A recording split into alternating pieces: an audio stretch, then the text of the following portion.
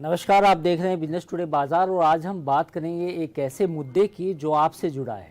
कई बार आप ticket book कराते होंगे लेकिन अक्सर आपको किन्हीं कारणों से अपनी यात्रा रद्द करनी पड़ जाती है, लेकिन आपको जो रिफंड मिलता है वो इतना कम होता है कि आपको लगता है कि इससे बेहतर होता कि मैं अपनी जर्नी को कंप्लीट कर लेता। लेकिन अभी जो जानकारी सामने आई है वो काफ़ी चौंका देने वाली है। दरअसल भारतीय रेल ने वेटिंग लिस्ट के टिकट के कैंसिलेशन से मोटी कमाई की है और आंकड़े इस बात की गवाही देते हैं कि साल 2021 से लेकर जनवरी 2024 के दौरान रेलवे ने वेटिंग लिस्ट के टिकट कैंसिलेशन से करीब 1250 करोड़ रुपए कमाए हैं। और ये जानकारी कैसे सामने आई है? ये जानकारी सामने आई है सूचना के अधिकार के तहत जो मांग की गई थी। उसमें आंकड़ों से साफ पता चलता है कि रेलवे की कमाई हर साल बढ़ती जा रही है।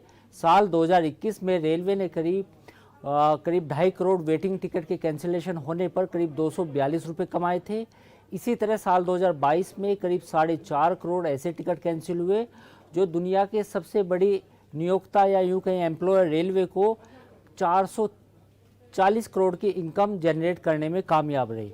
लेकिन बात अकेले रेलवे की नहीं है। अक्सर आप एयरलाइंस की टिकट बुक करते समय भी ये देखते होंगे कि एयरलाइंस की तरफ से आपको जो रिफ़ंड मिलता है वो इतना कम होता है कि आप सोच भी नहीं सकते, क्योंकि अक्सर एयरलाइंस में 90% तक के चार्ज कट जाते हैं और एयरलाइंस अपनी वेबसाइट पर कैंसिलेशन चार्जेस और नियमों का उल्लेख उस तरह से नहीं करते जिस तरह से फिर भी कहीं ना कहीं आपको रेलवे में ये जानकारी मिलती है। अब हमने कुछ वेबसाइट्स का विश्लेषण किया। उन वेबसाइट को खंगालने पे हमें पता चला कि कैंसिलेशन चार्ज कितने हैं।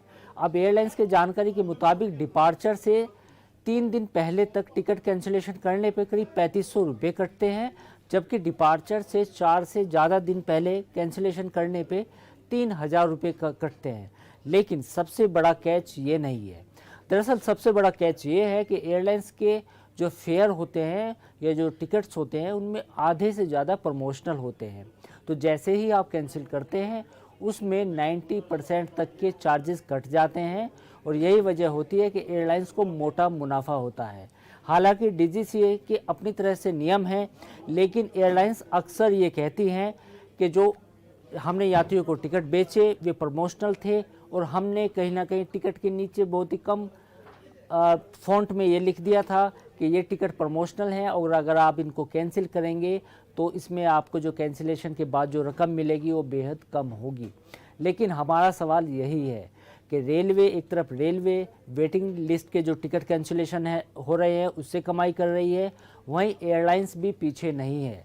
और यही वजह है कि ये अक्सर ये सवाल पूछे जाने लगा है कि क्या एयरलाइंस में टिकट कैंसिलेशन एक के नियम जो है वो साफ़ किए जाएं और एक निश्चित राशि जो है वो दिखाई जाए कि 10 या 20% से ज़्यादा कैंसिलेशन चार्ज नहीं होंगे। और यही मांग ज़्यादातर यात्रियों की भी है। अब देखना होगा कि डीजीसीए या इंडियन रेलवे यात्रियों के लिए कब ये नियमों में पारदर्शिता लाएंगे और कब यात्रियों को इसका फ़ायदा मिलेगा।